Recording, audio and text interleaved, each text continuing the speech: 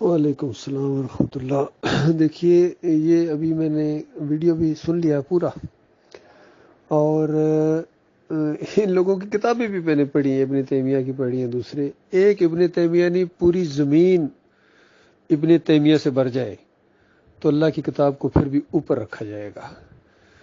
اللہ کے مقابلے میں ابن تیمیہ کی بات کو ماننا یہ بہت بڑی نادانی ہے، بہت بڑی جہالت ہے۔ اور سب سے بڑا مسئلہ یہی ہے کہ جب ایمان کا ذکر آتا ہے، قرآن کی بات آئے، صحیح معنوں میں حدیث کی بات آئے، تو قرآن و حدیث کے مقابلے میں کبھی ابن تیمیہ کو پیش کیا جاتا ہے، کبھی احمد بن حنبل کو پیش کیا جاتا ہے، کبھی ابن قیم کو پیش کیا جاتا ہے۔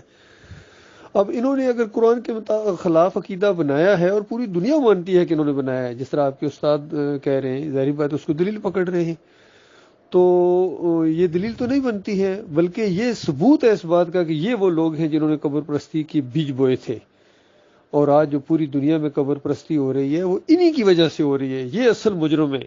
جب تک ان کا تیا پانچا نہ کر دیا جائے، جب تک ان کی بنیادیں نہ اکھیڑ دی جائیں، توحید آپ سمجھ نہیں سکتے ہیں، توحید کی طرف آ ہی نہیں سکتے۔ یہ سب سے بڑی رکاوٹ ہے توحید کے راستے میں، ایمان کے راستے میں۔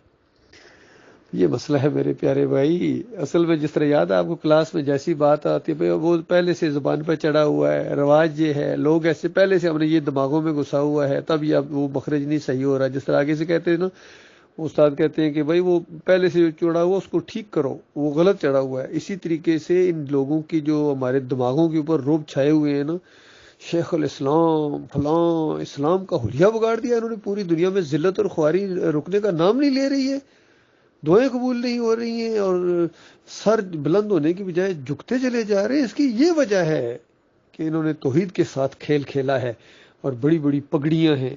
تو ٹھیک ہے، اپنی اپنے نصیب کی بات ہے، اپنی اپنی قسمت کی بات ہے۔ ہمارے اللہ سے آگے کوئی نہیں ہے۔ اللہ کی کتاب سچی ہے، نبی علیہ السلام کی باتیں سچی ہیں، صحابہ کرام کے عقائد سچے ہیں، اور یہ سارے مولوی جھوٹے ہیں۔ یقین کیجئے، میں آپ کو صحیح بات بتاتا ہوں، اس وجہ سے مجھے ہمدردی ہے آپ کے ساتھ۔ یہ کوئی افہام و تفہیم کا معاملہ نہیں ہے، افہام و تفہیم یہاں نہیں چلے گی، یہاں ایمان کا معاملہ ہے، کفر بالطاغوت کا معاملہ ہے۔ اللہ کی کتاب کو جھٹلا جھٹلا کے مرے ہیں، اور پوری دنیا کو، کتنے کو، خربوں اربوں کو جہنم کی آئندہ بنا دیا۔ کوئی بریلوی ہے، کوئی دیوبندی ہے، کوئی اہل حدیث ہے، کوئی سلفی ہے، سب کا یہ عقیدہ، سب نے اس پر ایکا کر لیا ہے، اس شرک پر سب گٹھے ہو گئے۔ تو کسی میں زیادہ شرک ہے، کسی میں تھوڑا کم ہے، سب سے کم شرک ان میں ہے۔ یہ جو اہل حدیث کہلائے جاتے ہیں یا سلفی کہلائے جاتے ہیں، ان میں سب سے کم ہے۔ حالانکہ ابن تیمیہ نے بہت زیادہ صوفیزم کے خلاف آواز اٹھائی تھی، یہ تصوف کے خلاف اور پیری مریدی کے خلاف، اور اس سب طریقے سے جتنے یہ صوفیوں نے جو تصوف کے عقائد پھیلائے تھے، وحدت الوجود، وحدت الشہود، اس کے خلاف ابن تیمیہ تھے۔ لیکن اس قبر پرستی کی لعنت سے یہ نہیں بچ سکے۔